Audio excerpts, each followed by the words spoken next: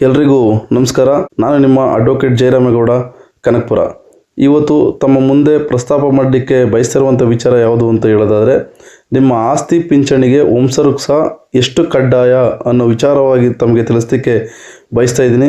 ಪ್ರಥಮ ಬಾರಿಗೆ ನಮ್ಮ ಚಾನಲ್ನ ವೀಕ್ಷಿಸ್ತಿರುವಂಥ ವೀಕ್ಷಕರಾಗಿದ್ದರೆ ಈಗಲೇ ನಮ್ಮ ಚಾನಲ್ಗೆ ಸಬ್ಸ್ಕ್ರೈಬ್ ಆಗಿ ಈ ವಿಡಿಯೋನ ಪೂರ್ತಿ ನೋಡಿ ಲೈಕ್ ಮಾಡಿ ಅಂತ ಹೇಳ್ತಾ ಇಂದಿನ ಸಂಚಿಕೆಯನ್ನು ಪ್ರಾರಂಭ ಮಾಡ್ತಾ ಇದ್ದೀನಿ. ಪ್ರೀತಿಯ ವೀಕ್ಷಕರೇ, ಏನು ನಿಮ್ಮ ಕುಟುಂಬದ ಹಿರಿಯರು ಮಾಡಿದ ಆಸ್ತಿ ನಿಮ್ಮ ಕೈ ಸೇರಬೇಕಾ ಅಥವಾ ಮರಣ ಹೊಂದಿದ ವ್ಯಕ್ತಿಯ ಬ್ಯಾಂಕ್ ಹಣ ಪಿಂಚಣಿ ಪಡೆಯಲು ಅಲೆದಾಡುತ್ತಿದ್ದೀರಾ? ಹೌದು ಎಂದಾದರೆ ನಿಮ್ಮ ಹತ್ತಿರ ಮೊದಲು ಇರಬೇಕಾದ ಅಸ್ತ್ರ ಯಾವುದು ಅಂತ ಹೇಳೋದಾದರೆ ವಂಶವೃಕ್ಷ ಅಂದರೆ ಫ್ಯಾಮಿಲಿ ಟ್ರೀ. ಈ ಒಂದು ಕಾಗದ ಇಲ್ಲದಿದ್ದರೆ ನೀವು ಎಷ್ಟೇ ಓಡಾಡಿದರೂ ಸರ್ಕಾರ ಸೌಲಭ್ಯಗಳು ಸಿಗುವುದು ಕಷ್ಟ. ಹಾಗಾದರೆ ಈ ವಂಶವೃಕ್ಷವನ್ನು ನಾವು ಮನೆಯಲ್ಲೇ ಕುಳಿತು ಹೇಗೆ ಮಾಡೋದು ಅಂತ ನಾವು ತಿಳ್ಕೊಳ್ಳೋದಾದರೆ, ಮೊದಲನೇದಾಗಿ ನಾವು ವಂಶವೃಕ್ಷ ಎಂದರೇನು ಮತ್ತು ಇದು ಏನಕ್ಕೆ ಬೇಕು ಅನ್ನೋ ವಿಚಾರವನ್ನು ನಾವು ತಿಳ್ಕೊಳ್ಬೇಕಾಗುತ್ತೆ. ಇದು ಕೇವಲ ನಿಮ್ಮ ಕುಟುಂಬದ ಪಟ್ಟಿಯಲ್ಲ, ನಿಮ್ಮ ಅಜ್ಜ, ತಂದೆ ಮತ್ತು ಮಕ್ಕಳ ನಡುವಿನ ರಕ್ತ ಸಂಬಂಧವನ್ನು ಸರ್ಕಾರ ಅಧಿಕೃತವಾಗಿ ಒಪ್ಪುವ ದಾಖಲೆಯಾಗಿದೆ.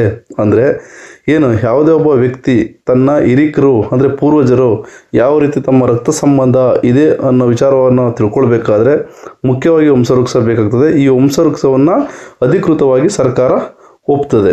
ಮತ್ತು ಆಸ್ತಿ ವಿಚಾರಕ್ಕೆ ಸಂಬಂಧಪಟ್ಟಂಥ ಆದರೆ ಪಿತೃತ ಆಸ್ತಿ ಭಾಗ ಮಾಡುವಾಗ ಇದು ಫಸ್ಟ್ ಕಂಡೀಷನ್ ಆಗಿರ್ತದೆ. ಯಾವುದೇ ಒಂದು ಪಿತೃತ ಆಸ್ತಿಯನ್ನು ತಮ್ಮ ವಾರಸುದಾರಗಳಿಗೆ ಏನು ಮೂಲ ವ್ಯಕ್ತಿ ಹೆಸರಲ್ಲಿ ಏನು ಆಸ್ತಿ ಇರ್ತದೆ, ಆ ಆಸ್ತಿ ಉಳಿದಂಥ ತನ್ನ ವಾರಸುದಾರಿಗೆ ಹೋಗ್ಬೇಕು ಅಂತಂದರೆ ಮುಖ್ಯವಾಗಿ ವಂಶವೃಕ್ಷ ಅವಶ್ಯಕವಾಗಿ ಬೇಕಾಗ್ತದೆ.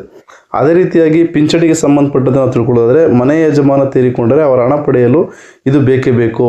ಕೆಲವೊಂದು ಬಾರಿ ಯಾವುದೇ ಒಬ್ಬ ವ್ಯಕ್ತಿ ಸರ್ಕಾರಿ ನೌಕರಲ್ಲಿರ್ಬೋದು, ಇಲ್ಲ ತಾನು ಬ್ಯಾಂಕ್ನಲ್ಲಿ ಹಣವನ್ನು ಫಿಕ್ಸೆಡ್ ಡೆಪಾಸಿಟ್ ಮಾಡಿರುವಂಥದ್ದು ಇರ್ಬೋದು, ಇಲ್ಲ ಅವನ ಖಾತೆಯಲ್ಲಿ ಹಣ ಇರ್ಬೋದು, ಅಂಥ ಹಣವನ್ನು ಪಡ್ಕೊಳ್ಳುವಂಥ ಸಂದರ್ಭದಲ್ಲಿ ನಮಗೆ ಕಡ್ಡಾಯವಾಗಿ ಈ ವಂಶವೃಕ್ಷ ಬೇಕಾಗ್ತದೆ.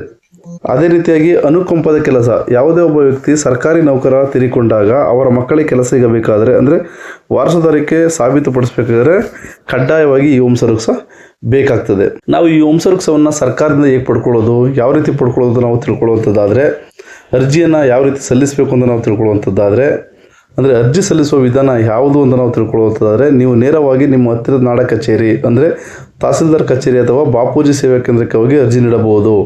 ಇಲ್ಲವೇ ಸೇವಾ ಸಿಂಧು ಪೋರ್ಟಲ್ ಮೂಲಕ ವೆಬ್ಸೈಟ್ನಲ್ಲೇ ಅಪ್ಲೈ ಮಾಡಬಹುದು. ಅಂದರೆ ನೀವು ಯಾವುದೇ ಒಂದು ವಂಶವೃಕ್ಷವನ್ನು ಪಡ್ಕೊಳ್ಬೇಕು ಅಂದರೆ ತಾಲೂಕು ಕಚೇರಿಗೆ ಹೋಗ್ಬೋದು, ಇಲ್ಲ ಸರ್ಕಾರದ ಅಧಿಕೃತವಾಗಿ ಲೈಸೆನ್ಸ್ ಅಂದರೆ ಪರವಾನಗಿ ಪಡೆದಿರುವಂಥ ಸೇವಾ ಸಿಂಧು ಪೋರ್ಟಲ್ನಲ್ಲಿ ಹೋಗಿ ನೀವು ಅರ್ಜಿಯನ್ನು ಸಲ್ಲಿಸಬಹುದಾಗಿದೆ. ಈ ವಂಶವೃಕ್ಷವನ್ನು ಪಡಿಬೇಕಾದ್ರೆ ಯಾವ ದಾಖಲಾತಿಗಳು ಬೇಕಾಗ್ತದೆ ನಾವು ತಿಳ್ಕೊಳ್ಳುವಂಥದ್ದಾದರೆ, ಕುಟುಂಬದ ಎಲ್ಲ ಸದಸ್ಯರ ಆಧಾರ್ ಕಾರ್ಡ್ ಮತ್ತು ರೇಷನ್ ಕಾರ್ಡ್ ಕಡ್ಡಾಯವಾಗಿ ಇರಬೇಕಾಗ್ತದೆ. ಅದೇ ರೀತಿಯಾಗಿ ಮೃತಪಟ್ಟವರ ಮರಣ ಪ್ರಮಾಣ ಪತ್ರವನ್ನು ಕಡ್ಡಾಯವಾಗಿ ಸಲ್ಲಿಸಲೇಬೇಕಾಗ್ತದೆ. ಮತ್ತು ನೋಟರಿ ಮಾಡಿಸಿದ ಅಫಿಡೇವಿಟ್ ಅಂದರೆ ಏನು ವಂಶವೃಕ್ಷಕ್ಕೆ ನೀವು ಅಪ್ಲೈ ಮಾಡ್ತೀರಾ ಆ ಸಂದರ್ಭದಲ್ಲಿ ಒಂದು ಅಫಿಡೇವಿಟ್ನ ಕಡ್ಡಾಯವಾಗಿ ಕೊಡಲೇಬೇಕಾಗ್ತದೆ. ಮತ್ತು ನಿಮ್ಮ ನೆರೆಹೊರೆ ಇಬ್ಬರು ಸಾಕ್ಷಿಗಳ ಸಹಿ, ಅಂದರೆ ಯಾವುದೇ ಒಂದು ಅಫಿಡೇವಿಟ್ನ ಸಲ್ಲಿಸುವಂಥ ಸಂದರ್ಭದಲ್ಲಿ ನೀವು ಕಡ್ಡಾಯವಾಗಿ ಇಬ್ಬರು ಅಂದರೆ ನಿಮ್ಮ ನೆರೆಹೊರೆಯವರು, ನಿಮ್ಮ ಅಕ್ಕಪಕ್ಕದ ಮನೆಯವರು ಇರ್ಬೋದು, ನಿಮ್ಮ ಗ್ರಾಮಸ್ಥರಿರ್ಬೋದು, ಇಲ್ಲ ನಿಮಗೆ ಪರಿಚಯಿಸಿರುವಂಥವರು ಕಡ್ಡಾಯವಾಗಿ ನೀವು ಇಬ್ಬರು ಸಾಕ್ಷಿಗಳನ್ನ ಸಹಿ ಮಾಡಿಸಲೇಬೇಕಾಗ್ತದೆ. ಮತ್ತು ಇಲ್ಲಿ ಮುಖ್ಯವಾಗಿ ನಾವು ಗಮನಿಸಬೇಕಾದಂಥ ವಿಚಾರ ಏನು ಅಂತ ಹೇಳಿದ್ರೆ, ವಂಶವೃಕ್ಷದಲ್ಲಿ ವಿವಾಹವಾದ ಮಗಳ ಹೆಸರನ್ನು ಸೇರಿಸುವುದಕ್ಕೆ ಕಾನೂನುಬದ್ಧವಾಗಿ ಕಡ್ಡಾಯವಾಗಿದೆ. ಆಕೆಯನ್ನು ಕೈ ಬಿಟ್ಟರೆ ಮುಂದೆ ಆಸ್ತಿ ಹಂಚಿಕೆಯಲ್ಲಿ ತೊಂದರೆಯಾಗಬಹುದು. ಅಂದರೆ ಇಲ್ಲಿ ಮುಖ್ಯವಾಗಿ ಕೆಲವೊಂದು ವ್ಯಕ್ತಿಗಳು ಏನು ಮಾಡ್ತಾರೆ ಅಂದರೆ, ವಂಶವೃಕ್ಷವನ್ನು ಮಾಡಿಸುವಂಥ ಸಂದರ್ಭದಲ್ಲಿ ಮದುವೆ ಆಗಿರುವಂಥ ಹೆಣ್ಣುಮಕ್ಕಳಿಗೆ ಆಸ್ತಿಯನ್ನು ಭಾಗ ಕೊಡಬೇಕಾಗ್ತದೆ, ಇಲ್ಲ ನಮಗೆ ತೊಂದರೆ ಆಗುತ್ತೆ ಅನ್ನೋ ಕಾರಣದಿಂದ ಏನು ಮಾಡಿದ್ರೆ ಕೆಲವೊಂದು ಬಾರಿ ಹೆಣ್ಣುಮಕ್ಕಳುಗಳ ಹೆಸರುಗಳನ್ನ ಬಿಟ್ಟು ವಂಶವೃಕ್ಷವನ್ನು ಮಾಡಿಸಿರ್ತಾರೆ. ಅಂಥ ಸಂದರ್ಭದಲ್ಲಿ ಇದು ತೊಂದರೆಗೆ ಒಳಗಾಗುತ್ತದೆ.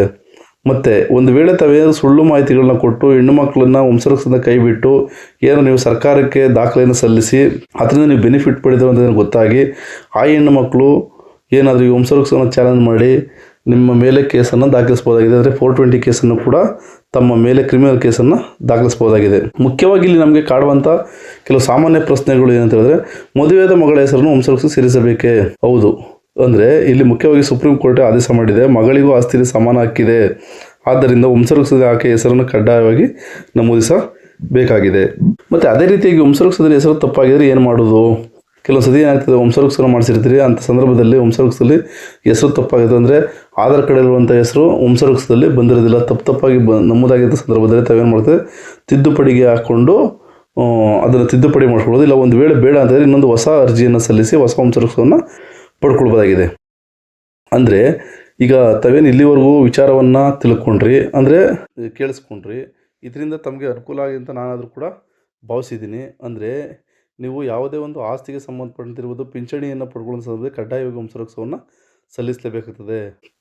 ಏನೋ ತಾವು ಇಲ್ಲಿವರೆಗೂ ನಡೆದ ವಿಚಾರವನ್ನು ತಿಳ್ಕೊಂಡಿದ್ದೀರಾ, ಇದರಿಂದ ತಮಗೆ ಅನುಕೂಲ ಆಗಿದೆ ಅಂತ ನಾನಾದರೂ ಕೂಡ ಭಾವಿಸಿದ್ದೀನಿ. ತಮಗೆ ಇಷ್ಟ ಆಗಿದ್ದರೆ ಈ ವಿಡಿಯೋವನ್ನು ಹೆಚ್ಚು ಜನಗಳಿಗೆ ಶೇರ್ ಮಾಡಿ, ಲೈಕ್ ಮಾಡಿ ಅಂತ ಹೇಳ್ತಾ ಇಂದಿನ ಸಂಚಿಕೆಯನ್ನು ಮುಕ್ತಾಯ ಮಾಡ್ತೀನಿ. ಮುಂದಿನ ಸಂಚಿಕೆಯಲ್ಲಿ ಮತ್ತೊಂದು ಹೊಸ ವಿಚಾರದಿಂದ ತಮ್ಮ ಮುಂದೆ ಬರ್ತೀನಿ. ಎಲ್ರಿಗೂ ನಮಸ್ಕಾರ.